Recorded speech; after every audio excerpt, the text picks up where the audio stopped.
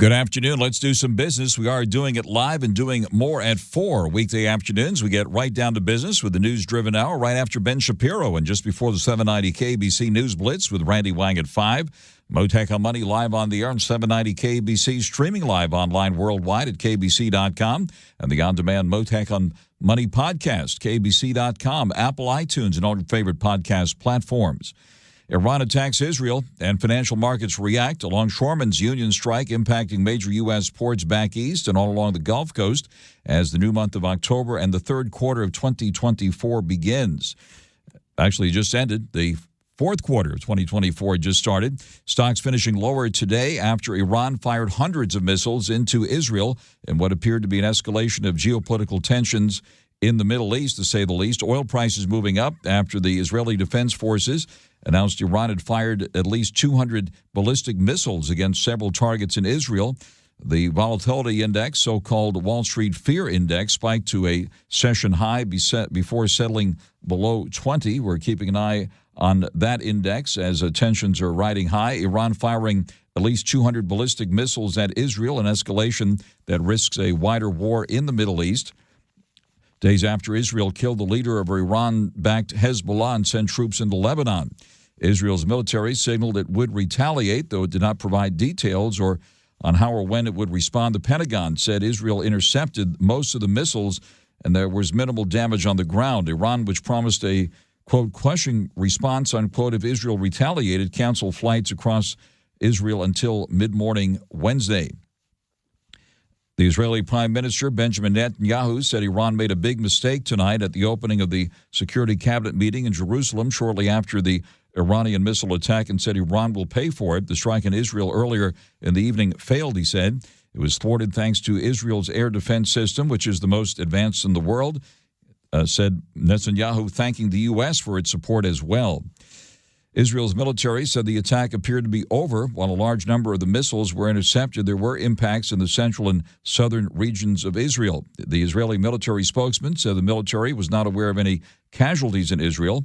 The U.S. Secretary of State Blinken said the U.S. and others had effectively defeated Iran's attack. Analysts said Iran was likely seeking to look tough but not provoke a broad retaliation. At least 6 Israelis were killed in a shooting near the light rail in Jaffa shortly before the missile attack began, and another terror attack there. Israel has begun the military invasion of Lebanon, meanwhile, it said would be limited following days of bombing campaigns near and within the capital, Beirut. The Israeli military said it had moved one army division, typically numbering around 10,000 troops, to the Lebanese border, and told Lebanese civilians in about 24 villages in the area to move north. Now I'll discuss the latest news with Middle East expert and former network news correspondent Dan Raviv, author of numerous books about Israeli intelligence, including his latest Spies Against Armageddon, Inside Israel's Secret Wars. His other best-selling book is Every Spy a Prince. Dan Raviv will be joining me live later this hour. Tonight, the vice presidential candidates will be debating taxes, expected to be a very big issue. I'll talk about that with Grover Norquist, the president of Americans for Tax Reform, coming up live later this hour. Taking a look at the stock market today, the Dow coming in for a closing loss of nearly 200 points, settling at 42,157. The S&P 500 ended lower by 54 at 5709, and the Nasdaq down nearly 300 points to 17,910. The yield in the 10-year note now at 3.74%. We did see a bit of a rally in U.S. government debt today, fueled in part by the escalating conflict in the Middle East, pushing yields on the 10- and 30-year treasuries to the lowest closing levels in more than a week.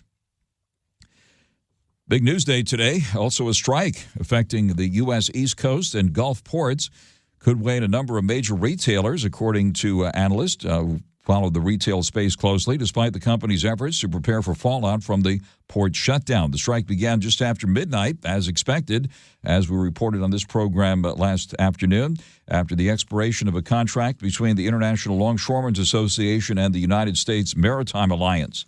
Now, billions of dollars worth of goods are already stranded at major ports, including New York, New Jersey, and Houston along the Gulf Coast. The U.S. port strike, which is bringing disruption to the shipping industry, could benefit air delivery stocks, though, according to some analysts. The strike by the International Longshoremen's Association affecting East Coast and Gulf ports from Maine to Texas. Checking the cryptos now, we see Bitcoin pulling back today in the face of all of the news, down nearly $1,000 now, back to $60,778. Ethereum down $3 at $2,448, and Doge at the moment at 11 cents. Of course, we've seen quite a reaction in the oil markets today. Oil in New York back above $70 a barrel, up $1.08 at $70.91 a barrel, and Brent crude, the global benchmark, moving up nearly $1 now at $74.47 a barrel. Stocks finishing firmly lower today after Iran attacked Israel, pushing oil prices for the West Texas Intermediate and Brent to their biggest increases in nearly a year. The NASDAQ, by the way, on Wall Street today leading the decline, shedding around 1.5%. The Dow moved just about 0.5% lower, recovering from earlier losses in the day. It was down nearly 1% after both major indices capped last month and quarter with all-time highs. In the meantime, we saw new jobs and manufacturing reports kicking off the new quarter. Yeah, it is the fourth quarter here of 2024. On this October 1st, kicking off the new quarter and the new month as investors search for new clues on the future of the Fed's easing cycle after Fed Chairman Jerome Powell hinted this week that the Fed is not in a rush to rapidly cut rates. That took some of the steam out of yesterday's rally, and his latest comments. Job openings surprisingly increased in the month of August. That was one of the readings we got today, furthering the narrative that while the labor market is cooling, it's not rapidly slowing. According to Yahoo Finance, new data report showing there were 8.04 million jobs open at the end of August. That was an increase from the 7.71 million seen in July. Manufacturing holding steady in the month of September. That report coming in from the Institute for Supply Management. The ISM report on manufacturing was unchanged at 47.2 last month. Despite holding steady, the reading still came in weak. Below 50 indicates a contraction in the manufacturing sector. It came in at 47.2, so another contraction for manufacturing, which, of course, is a big deal here in the Los Angeles area, since Los Angeles is the largest manufacturing region in the United States. Now, the latest reports on the economy setting investors up for the jobs report, the big enchilada of monthly economic reports that will be coming out on Friday. The September jobs report will be released on Friday, and that'll be the big report we'll be getting this week, a week full of closely watched economic reports. Investors will be watching for confirmation that the economy is cooling rather than crumbling, with the Fed still trying to achieve that so-called soft landing. And, of course, the flying the Chardonnay this week, the strike by dock workers, now underway on the East and Gulf Coast, threatening to halt the flow of half of America's ocean shipping. Disruptions from the large-scale stoppage could cost the economy billions of dollars a day, stoke inflation, and put jobs at risk, and also reverberate through the political system here as well. And certainly that's going to be discussed, no doubt, at the vice presidential debate tonight. Of course, earnings very much in focus, too. The earnings parade continues today. Nike was down about 2% in after-hours trading after Nike first quarter earnings beat expectations. The shoe giant reported first quarter earnings at 70 cents, surpassing Wall Street expectations of 52 cents, and Nike's revenue of $11.59 billion fell short of analyst estimates of $11.65 billion. Both of those readings saw year-over-year declines from the same quarter a year ago. This report, by the way, is Nike's first since the company announced a CEO change amid lackluster sales growth. According to Yahoo Finance, Elliott Hill, the former Nike executive who retired in 2020, will replace John Donahoe as CEO as of October 14th. It was a volatile day on Wall Street. I mentioned that volatility index, the VIX index, the so-called Wall Street Fear Index, moving higher today after Iran fired at least 200 ballistic missiles at Israel. The tech-heavy NASDAQ led the declines, shedding around 1.5%. As I mentioned, the Dow was down about 0.5% today, and the S&P 500 finished the day down nearly 1%. All the major averages, actually the S&P 500 and the Dow achieved record highs last month. The price of oil spiking today on the latest military moves in the Middle East. We're going to be talking more about that with a Middle East expert, Dan Raviv, coming up live later this hour.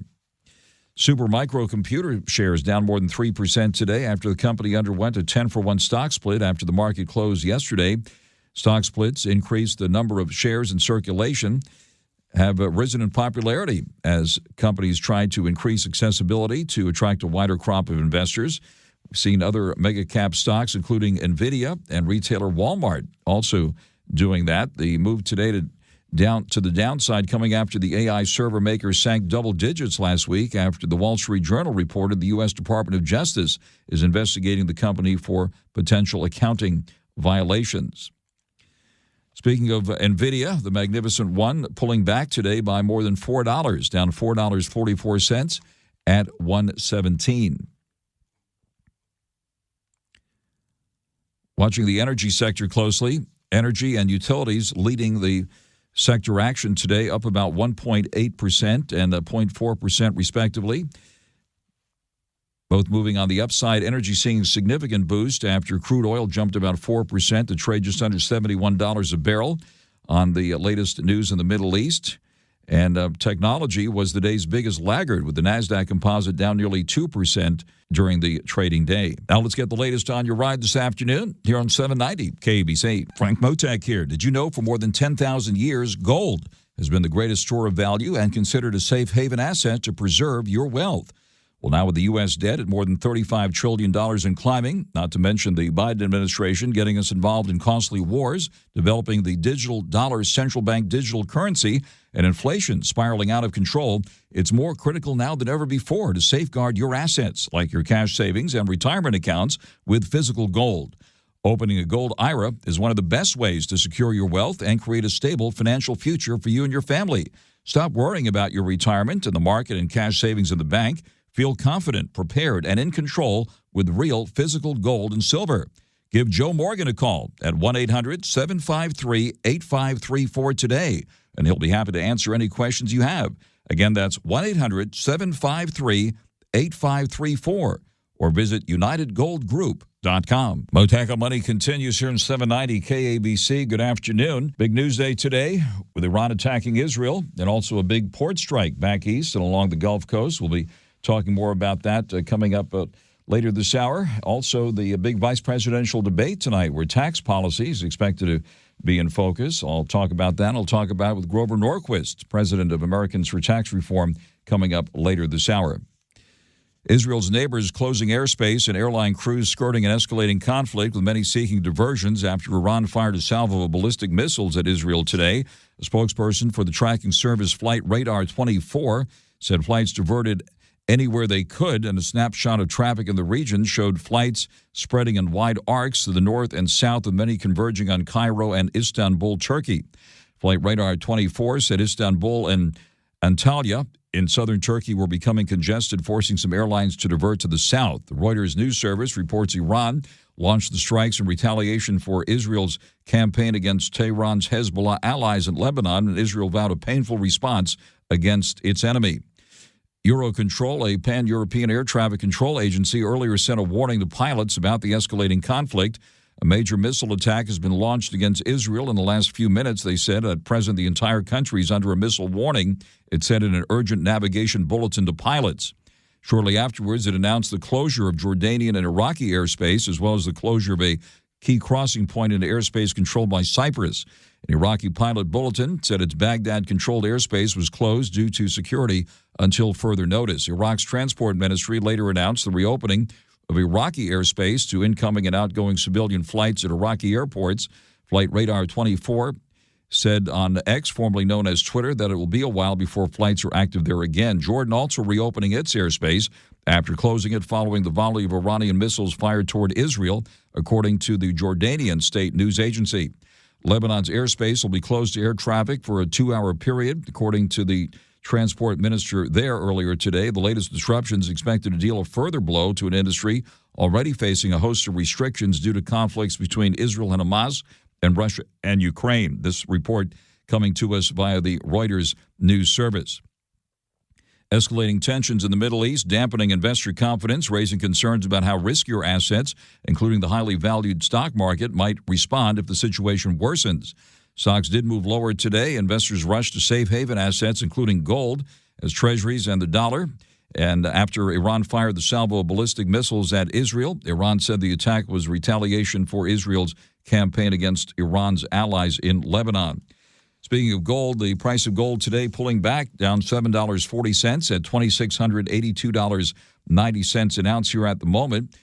Gold achieved a record high last month, above $2,700 an ounce. Silver has also seen a big run this year, right now down 8 cents at $31.67 an ounce, and platinum up $2.50 at $1,003.50 an ounce. The Dow coming in for a closing loss today of 173 points, settling at 42,157. The S&P 500 down 54 at 5709, and the Nasdaq gave back 279 points at 17,910. The yield in the 10-year note at 3.74%. Price of oil in focus now, given the upheaval in the Middle East. Oil today in New York of $1.08 to $70.91 a barrel, and Brent crude in London, the global benchmark, up nearly $1 at $74.47 a barrel. Taking a look at the cryptos now, we've seen mostly a lower move today for Bitcoin and the other cryptos. Bitcoin right now down nearly 1,000 at 60,778. Ethereum down about 3 at 2,448, and Doge at the moment at 11 cents. Listening to Mottek On Money here on 790 KBC. I'm looking forward to speaking to Dan Raviv, longtime network news correspondent and Middle East expert, about the epic developments in the Middle East today with Iran attacking Israel with a salvo of ballistic missiles. We'll get the very latest coming up here in the next half hour. We're also going to be talking about the other big event that's happening this evening, and that is the vice presidential debate between the two major vice presidential candidates. That'll be happening this evening as well. And Grover Norquist, who keeps us well informed about tax policy and what we can expect to hear tonight, will be joining us coming up later this hour as well.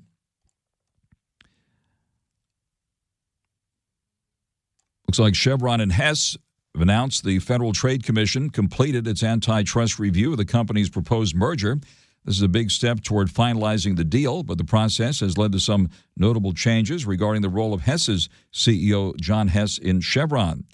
John Hess initially expecting to join Chevron's board following the merger, which would have positioned him as one of the largest shareholders. Instead, Hess will take on the role of advisor to Chevron, focusing on government relations and social investment initiatives in Guyana.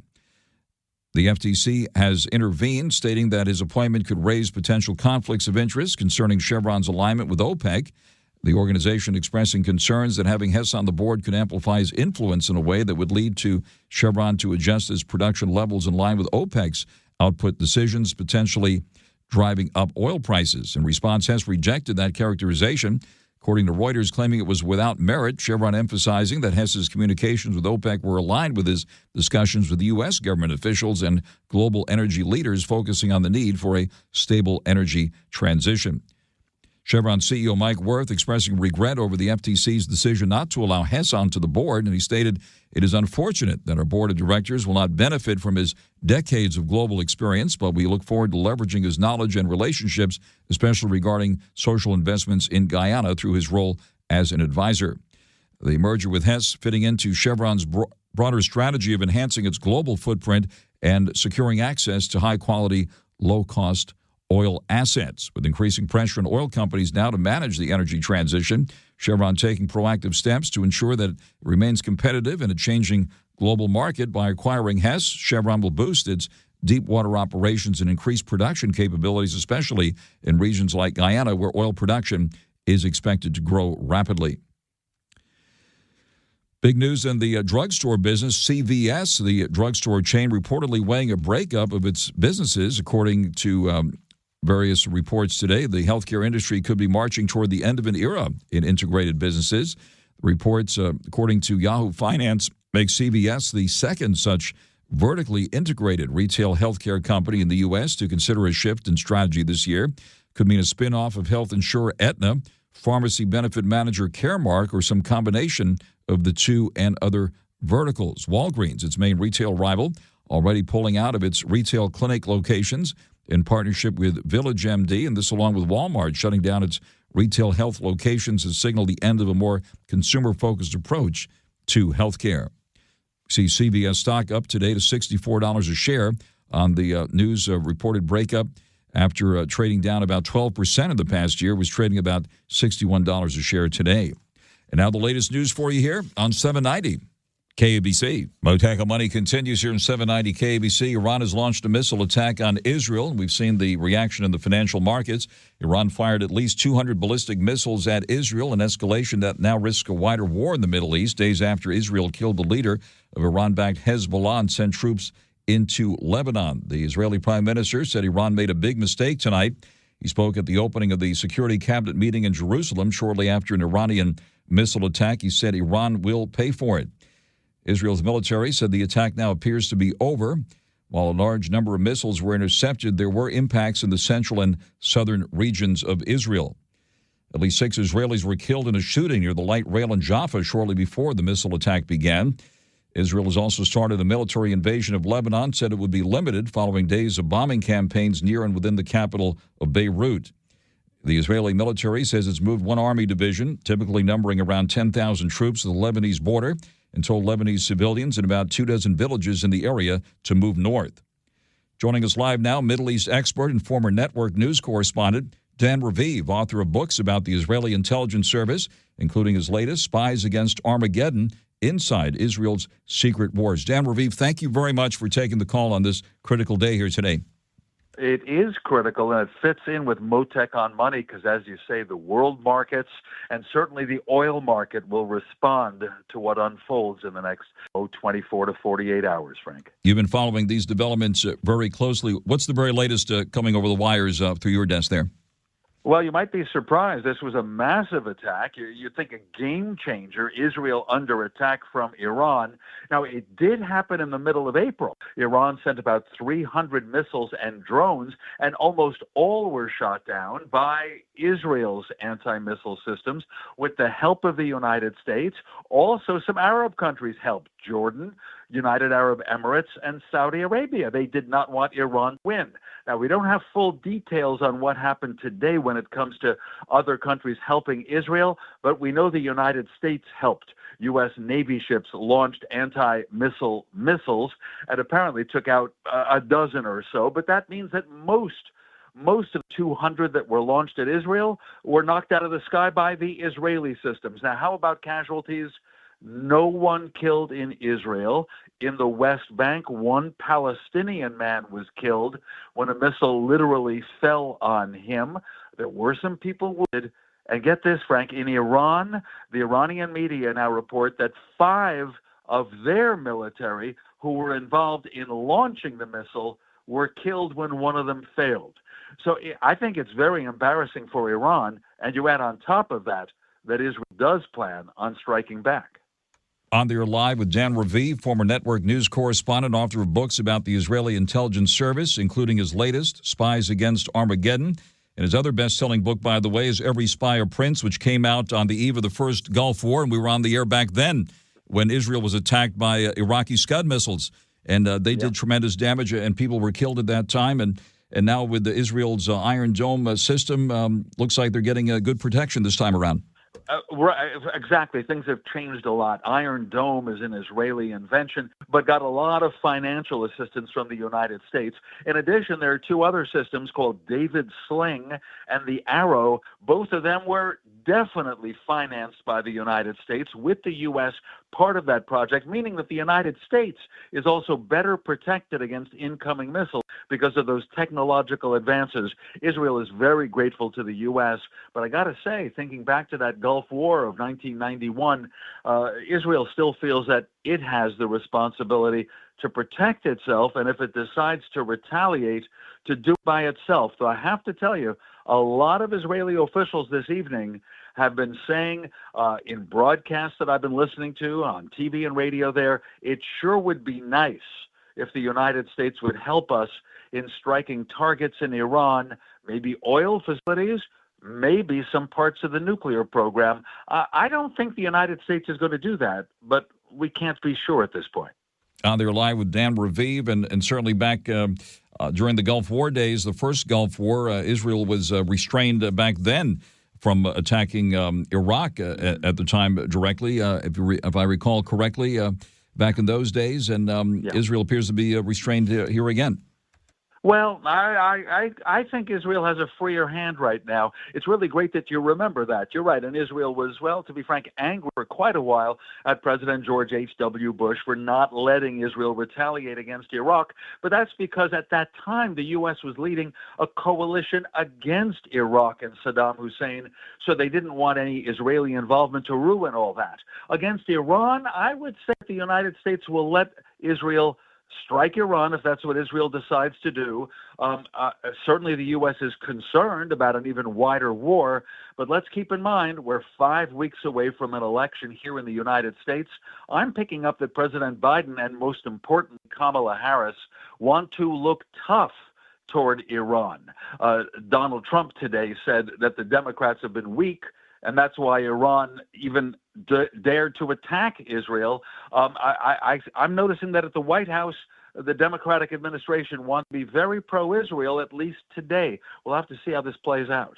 On your live with Dan Raviv, and certainly wanted to get your reaction to what happened recently with the reported Israeli intelligence operation where they blew up pagers and the walkie-talkies there in a coordinated strike against Hezbollah leaders and Hamas leadership. Tell us what we now know about what happened there.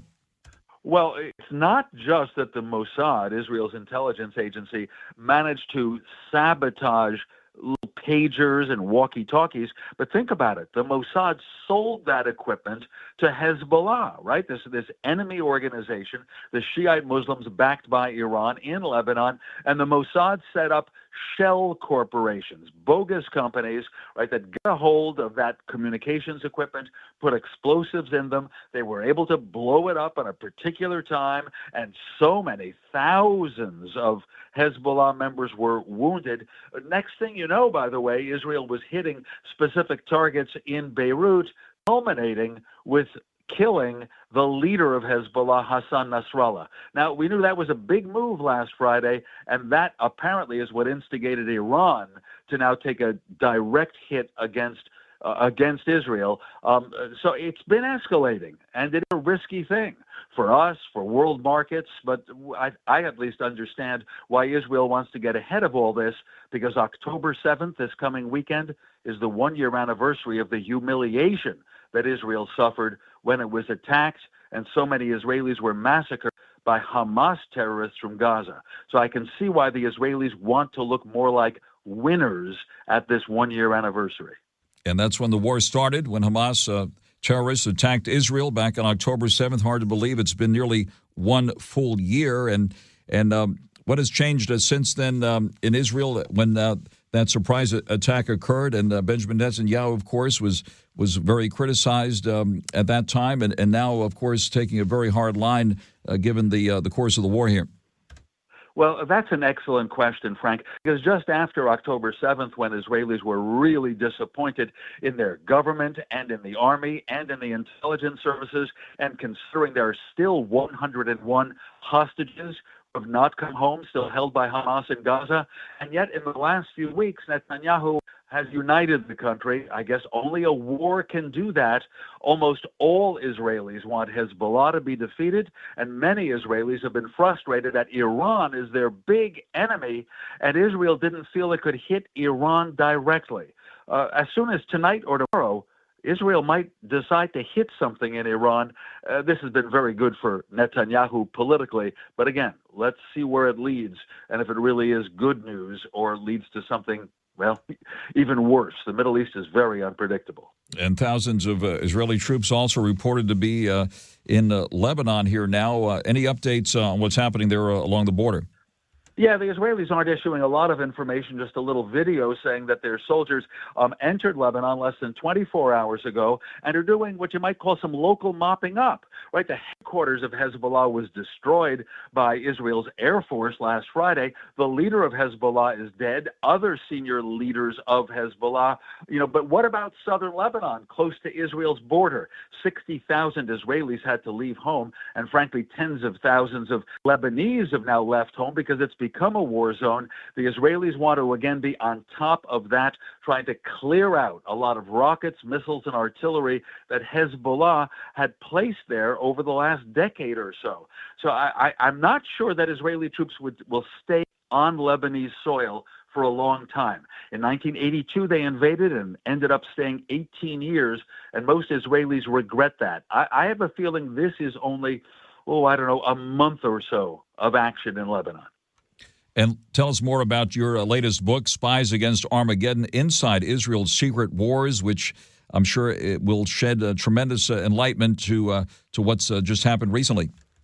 Well, yeah, we're trying to show with my co-author Yossi Melman of the Haaretz newspaper that Israeli intelligence that was so directed on the Palestinian issue for decades, and you think about incidents like the Mossad having to strike back after Palestinian terrorists killed the Israeli athletes at the Munich Olympics back in 1972, but in the last 15 years they've redirected so that Iran is the biggest foe. So we tell stories of how Israel and Israeli agents were able to get into Iran, assassinating nuclear scientists, picking up information, stealing the entire nuclear archive, and just how the Mossad managed to change its focus with Iran. This is what Israel felt being the biggest danger. Dan Raviv, thank you very much for that comprehensive update on today's Epic News, and look forward to speaking with you for more updates. And you have an open line here. Dan Raviv, former network news correspondent, author of books about the Israeli intelligence service, including his latest, Spies Against Armageddon, Inside Israel's Secret Wars. Dan Raviv, thank you very much for joining us live here this afternoon. Thank you, Frank. Right out to the freeways now, 790 KABC. Hi again, friends. Did you know for more than 10,000 years, gold has been the greatest store of value and considered a safe haven asset to preserve your wealth? Well, now with the U.S. debt at more than $35 trillion and climbing, not to mention the Biden administration getting us involved in costly wars, developing the digital dollar, central bank digital currency, and inflation spiraling, it's more critical now than ever before to safeguard your assets like your cash savings and retirement accounts with physical gold. Opening a gold IRA is one of the best ways to secure your wealth and create a stable financial future for you and your family. Stop worrying about your retirement and the market and cash savings in the bank. Feel confident, prepared, and in control with real physical gold and silver. Give Joe Morgan a call at 1-800-753-8534 today, and he'll be happy to answer any questions you have. Again, that's 1-800-753-8534, or visit UnitedGoldGroup.com. Mottek On Money continues here in 790 KABC. Taxes expected to be topic of conversation tonight at the vice presidential candidates debate set for this evening. Democrat Tim Walz taking on Republican J.D. Vance in that debate tonight. Taxes no doubt will be coming up. Taking a closer look at all that now is Grover Norquist, the president of Americans for Tax Reform. Grover, thank you very much for coming to the line here this afternoon. Absolutely. Good to be with you. Set the stage for us here tonight, and what will you be listening for? And I see you did a great analysis on tax policy ahead of this discussion here tonight between the two candidates on your website, Americans for Tax Reform. Tell us what we need to know about this. Well, people don't know a whole lot about Tim Walz, the present governor of Minnesota, who is running for vice president. And it is my hope that the Republican nominee, Vance, will tease it out and point out when Walz, a year ago, there was a surplus of $18 billion in Minnesota. Well, should have cut taxes, should have given the money back to the people you took it from. You took more than you needed. He instead that year spent it all and raised $10 billion in taxes over the next 4 years. So he could have just spent all the money they spent last year, that they raised. Instead, he went and said, "Oh, this surplus we have, let's spend that. We'll go grab another 10." He increased the payroll tax, a retail delivery tax. When Amazon drops something off at your house, the governor will take 50 cents each time. He raised car taxes. He raised gasoline taxes, taxes on businesses that employ people, sales taxes. Just about everything, corporate tax increase, just all sorts of taxes. And he even, this is Minnesota, there are 11,800 lakes in Minnesota that are at least 10 acres big. So, serious lakes. Well, people have a lot of boats there.